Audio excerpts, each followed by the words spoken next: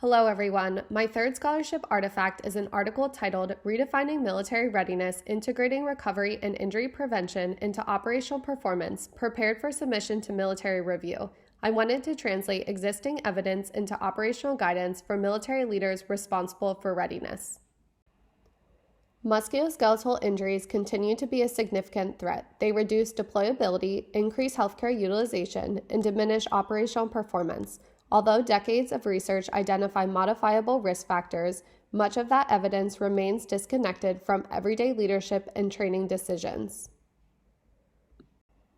My contribution was not creating new evidence. Instead, I synthesized existing research into practical recommendations that military leaders and healthcare professionals can use when making operational decisions to strengthen readiness through behavioral factors, injury prevention, recovery, and performance optimization. The most important scholarly decision I made was choosing evidence translation over traditional academic publication. I intentionally selected military review for publication because my goal was to influence military leaders and healthcare professionals working with service members rather than primarily contribute to academic literature.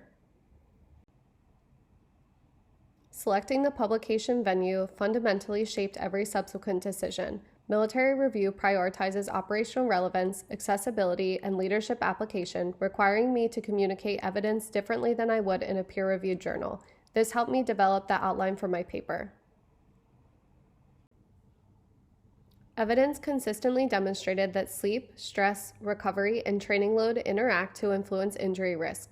Rather than discussing each independently, I synthesized the literature into an integrated readiness framework that can be implemented into an operational setting by leaders and healthcare professionals.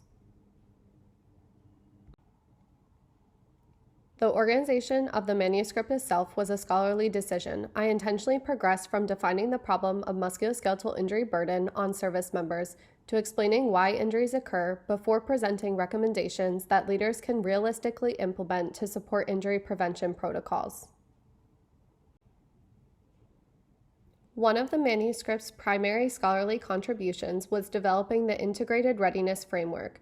Rather than summarizing studies individually, I synthesized the literature into a practical model showing how leadership, recovery, training load, and injury surveillance function together to support readiness. My professional experience working with military personnel in various avenues did not replace the literature. Instead, it helped me interpret the evidence through an operational lens, ensuring recommendations remain scientifically grounded while addressing real-world implementation challenges and practical application. Writing for military leaders and healthcare professionals working with service members required different scholarly decisions than writing for researchers. I had to prioritize clarity, operational relevance and importance, and actionable recommendations that are feasible while preserving scientific accuracy. Revision extended beyond editing. After my submission in EXSC9500, I took the feedback provided and incorporated newer evidence, strengthened the readiness framing, reduced repetition, expanded figure descriptions, and updated the Chicago Manual of Style to meet military review's editorial expectations. Choosing a practitioner publication increased accessibility and potential operational influence, but required sacrificing methodological detail expected in traditional academic journals. Those trade-offs intentionally matched the artifact's purpose and ultimately my mission and vision of my overall portfolio. My evidence supports the conclusion that having military leaders and healthcare professionals integrate sleep, recovery, stress management, and injury prevention holistically into military training systems can strengthen readiness. Those recommendations remain firmly grounded within the current literature. Because this work synthesizes existing research, it cannot establish or claim causation, evaluate intervention effectiveness, or recommend universal implementation strategies among all military commands and personnel. Recognizing those boundaries strengthens rather than weakens the scholarship.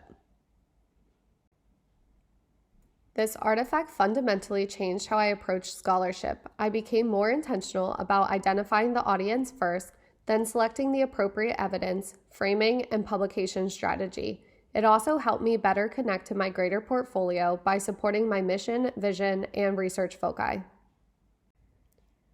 This artifact complements my leadership and teaching artifacts this semester by providing the scholarly foundation that supports both, especially from an active duty military standpoint. Together, the portfolio demonstrates how evidence informs leadership decisions and educational practice to promote military and operational readiness. This scholarship artifact reflects the professional and academic identity I continue developing, someone who bridges research and practice by translating evidence into meaningful improvements in lifestyle behaviors, readiness, and performance, which supports the health and longevity of military personnel. Going forward, I will continue selecting publication venues based on audience and intended impact. This experience reinforced that effective scholarship is defined not only by the quality of evidence, but also by how effectively it reaches those positioned to apply it and model the behaviors. The greatest lesson from this artifact is that evidence alone does not improve readiness or create change. Instead, scholarship creates impact when it translates sound science into practical decisions that leaders and practitioners can comprehend and implement within their commands moving forward. Thank you for your time and attention. This artifact represents more than a manuscript. It demonstrates my ability to evaluate evidence, make defensible scholarly decisions, acknowledge limitations, and translate research into practical guidance that strengthens military readiness. Below are my references. Thank you.